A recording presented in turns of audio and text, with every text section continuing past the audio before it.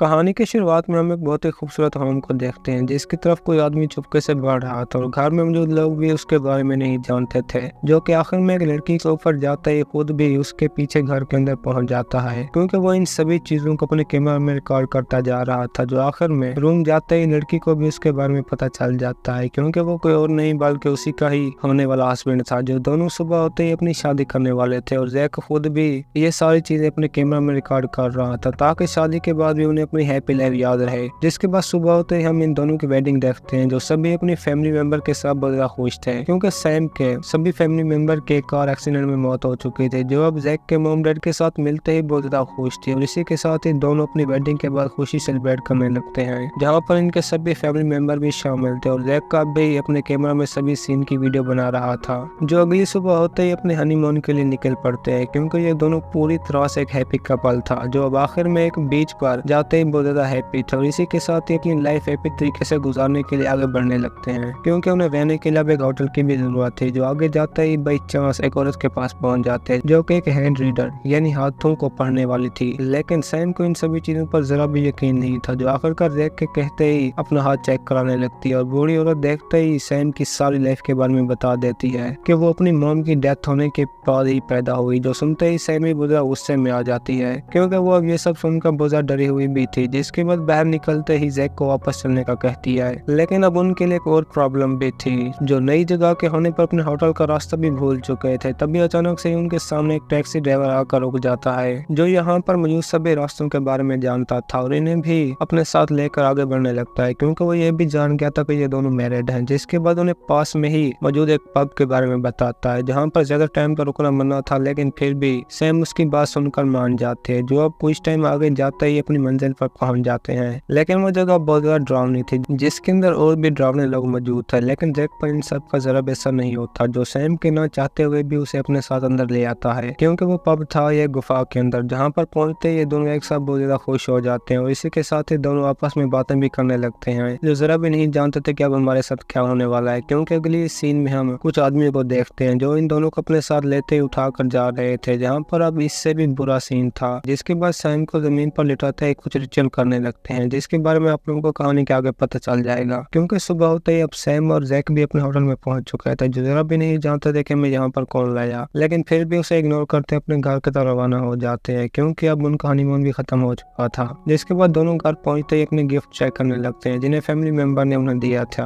और वो खुद भी जैक की मॉम डैड के साथ बहुत ज्यादा हैप्पी थे, जो अब सुबह होते ही और भी ज्यादा खुश हो जाते हैं, क्योंकि सैम अब मां बनने वाली थी, जो ऐसा चाहती तो बिल्कुल भी नहीं थी। और वो इस सब के लिए टेबलेट भी ले रही थी, लेकिन उनका जरा भी असर नहीं होता। जो अब जैक सुनते ही सैम को अपने साथ हॉस्पिटल में ले आता है, क्योंकि वो अपने बेबी को लेकर बहुत ज्यादा खुश था और डॉक्टर से भी इस सब के बारे में बात करने लगता है, जो खुद भी जैक को इतना ज्यादा इंटरेस्टेड देखकर बहुत हैप्पी थे। और इसी के साथ ही दोनों वहाँ से निकलते घर पहुंच जाते हैं, लेकिन इनके लिए और प्रॉब्लम भी थी, क्योंकि सैम की बॉडी पर भी कुछ निशानात बन रहे थे, जो उन्हें देखते इग्नोर कर देता है, क्योंकि प्रेगनेंसी के बाद ये सभी चीजें नॉर्मल थी। जो अब रात होने के बाद जो ही सैम के करीब जाता है तो वो ऐसी लग रही थी जैसे किसी के कंट्रोल में हो, लेकिन जैक फिर भी उसे इग्नोर कर देता है, क्योंकि अब उसके सभी फैमिली मेंबर को भी सैम के बारे में पता चल गया था कि वो मां बनने वाली है। जिसके बाद सभी एक साथ ही ये खुशी सेलिब्रेट करने लगते हैं, लेकिन इन दोनों के साथ अब इससे भी बुरा होने वाला था, जो अब अपने बेबी के लिए एक रूम भी तैयार करने लगते हैं। तो इसी बीच ही सैम को अपने घर से बाहर एक आदमी दिखाई देता है, जो जरा भी नहीं जानते थे कि वो कौन है, क्योंकि वो कुछ टाइम से उनका पीछा कर रहा था। आखिरकार सैम जो ही मार्केट में सामान लेने के लिए जाती है तो उसे वहाँ पर मीट का पैकेट दिखाई देता है, जो अब उन्हें देखते ही रुकने के साथ खाने भी लगती है। और वहाँ पर मुझे सभी लोग उसे देखते ही हैरान हो जाते हैं, जिन्हें ऐसा मालूम हो रहा था कि सैम ने हफ्तों से कुछ न खाया। और वापस आते ही दोबारा से अपने बेबी का बेडरूम बनाने लगते हैं, क्योंकि अब सैम की हालत भी पहले से ज्यादा खराब होती जा रही थी। जो जैक देखते ही उसे ट्रेनिंग सेंटर में ले आता है ताकि वो अपने बेबी को नॉर्मल ट्रीट कर सके, और इसी के साथ ही वो नॉर्मल भी हो जाती है। लेकिन अब जैक के लिए इससे भी बड़ी प्रॉब्लम थी, क्योंकि ये दोनों जो ही शॉपिंग करने के बाद बाहर निकलते हैं तो इसी बीच ही सैम वहाँ पर मुझे सभी गाड़ियों के मिरर तोड़ने लगती है, जो उसे किसी तरह रोकते ही अपने साथ बिठाकर हॉस्पिटल में ले आता है, जहाँ पर डॉक्टर भी सैम की ऐसी हालत देखकर बहुत ज्यादा परेशान थे। और वो इस सब के अलावा सैम के कुछ टेस्ट भी करते हैं, लेकिन उनका बेबी पूरी तरह से हेल्दी था, जिसके बाद वो भी इसे नहीं समझ पाते और वो जैक को सैम का ख्याल रखना कहते ही वहाँ से चला जाता है। लेकिन जैक को भी पूरी तरह से शक हो गया था, जिसके बाद वो पूरे घर में कैमरा सेट कर देता है ताकि उन्हें हर चीज के बारे में पता चल सके। और इसी के साथ ये सभी जो ही घर में एंटर होते हैं तो वहाँ पर उनसे पहले ही सभी फैमिली मेंबर इनके लिए एक सरप्राइज तैयार कर चुके थे, जो देखे सैम भी बहुत ज्यादा खुश हो जाती है। और इस सब के अलावा अब सैम खुद भी सभी रिचुअल कर रही थी, जो कहानी के शुरू में इन दोनों के साथ लोगों ने किया था। और सुबह होने के बाद उसकी हालत भी बहुत ज्यादा खराब थी, क्योंकि अब हमें ये तो मालूम हो जाता है कि सैम के अंदर जो भी बच्चा है वो नॉर्मल तो बिल्कुल भी नहीं, क्योंकि वो हरकतें ही ऐसी कर रहा था। जो सब कुछ देखने के बाद जैक भी उसे डर के मारे चर्च में ले आता है, जहाँ पर फादर जून उसे देखने लगता है तो उसकी अपनी हालत भी बहुत ज्यादा खराब हो जाती है। जिसके बाद प्रार्थना करते ही उसकी ब्लीडिंग भी बहने लगती है, जो सब कुछ सैम के देखने पर हो रहा था। और इसी बीच वो खुद भी अपने कंट्रोल में नहीं थी, जिसके बाद जैक उसे किसी तरह घर में लाते ही बातें करने लगता है, जो अब खुद भी बहुत ज्यादा डरी हुई थी। और जैक खुद भी अपनी बनाई हुई सभी वीडियो चेक करने लगता है, जहाँ पर वो चर्च में टैक्सी ड्राइवर को देखते ही बहुत ज्यादा डर जाता है। और ऊपर से अपने साथ होने वाले सभी रिचुअल देखते ही फादर के साथ बातें करने लगता है, जो अब भी अस्पताल में था। लेकिन जैक का पूरी तरह से जान चुका था कि हम पर कोई नजर रखा रहा है। वो खुद भी बिना देर के फादर के पास हॉस्पिटल में पहुंच जाता है, जो उसे किसी भी सवाल का जवाब नहीं देता, क्योंकि वो जान गया था कि अब एंटी क्राइस्ट पैदा होने वाले हैं। जो सब जैक को कहते ही खामोश हो जाता है, क्योंकि एंटी क्राइस्ट वो लोग थे जिनका जीसस पर जरा भी यकीन नहीं था। और ऊपर से घर में भी सभी नए बच्चे के आने पर बहुत ज्यादा खुश थे, लेकिन सैम उनमें जरा भी इंटरेस्टेड नहीं था। इसी के साथ जैक को अपने घर में भी किसी तरह के कोई निशानात नजर आते हैं, जो उनके बारे में जरा भी नहीं जानता था कि ये क्या है। वो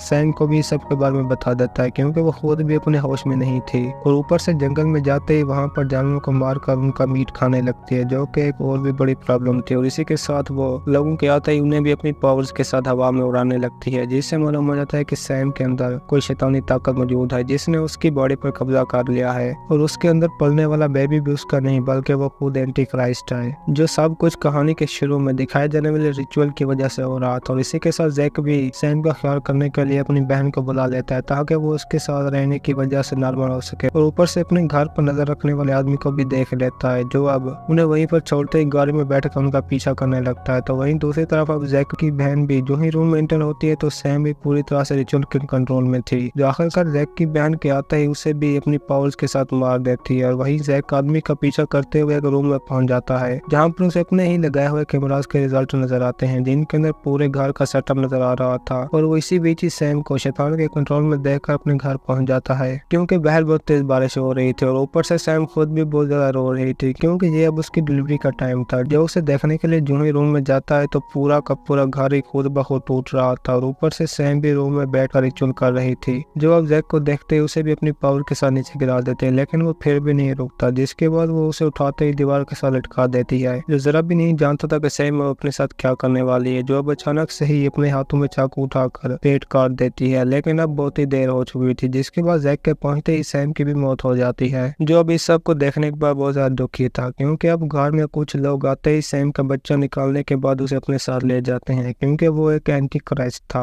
और वो लोग अपने पीछे कुछ सबूत ना छोड़ने की वजह से सैम की मौत का सारा इल्जाम जैक पर आ लगता है। और इसी के साथ ही हम कहानी के आखिर में उस डिटेक्टिव को जैक से पूछताछ करते हुए देखते हैं, जो जरा भी नहीं जानता था कि हमारे साथ हुआ तो हुआ क्या है। और इसी कंफ्यूजन के साथ ही हमारी आज की ये कहानी खत्म होती है। दोस्तों, अगर आपको हमारी कहानी पसंद आई हो तो वीडियो को लाइक और चैनल को सब्सक्राइब जरूर कीजिए।